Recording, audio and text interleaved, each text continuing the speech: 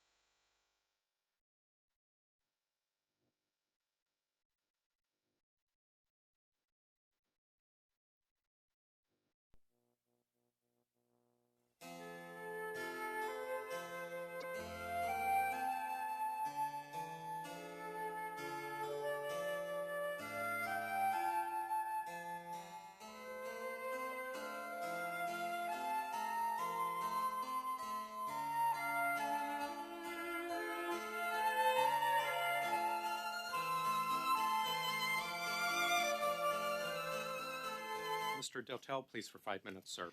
Merci beaucoup, Monsieur le Président. Thank you very much, Mr. Chairperson.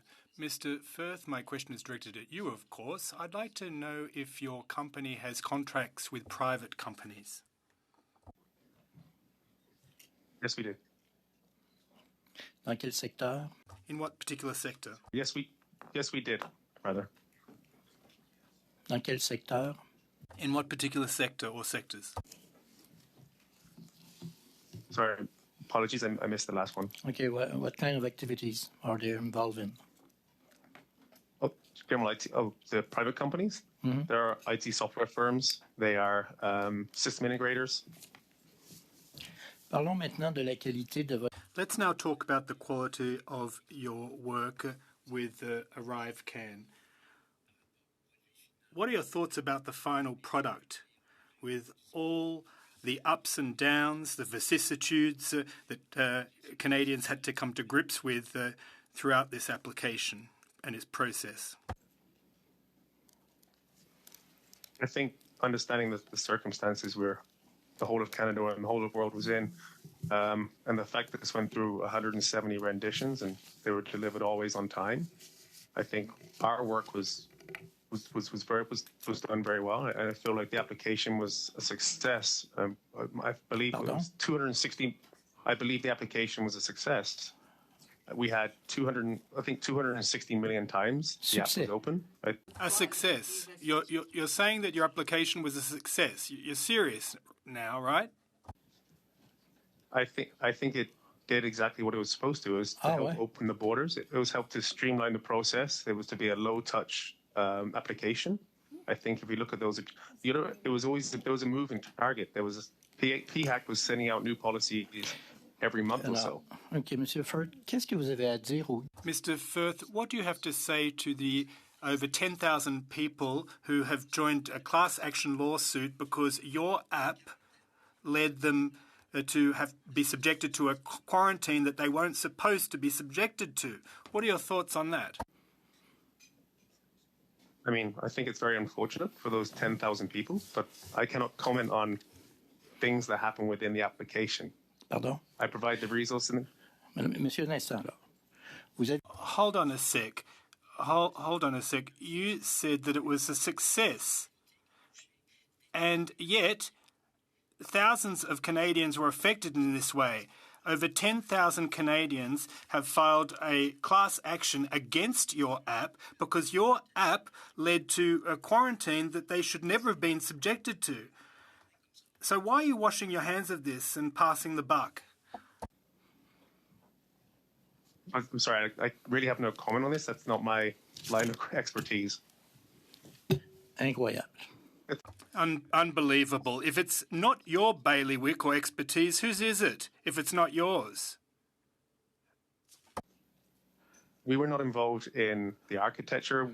You understand this project was derived and project managed by the CBSA. Mon Dieu. My God.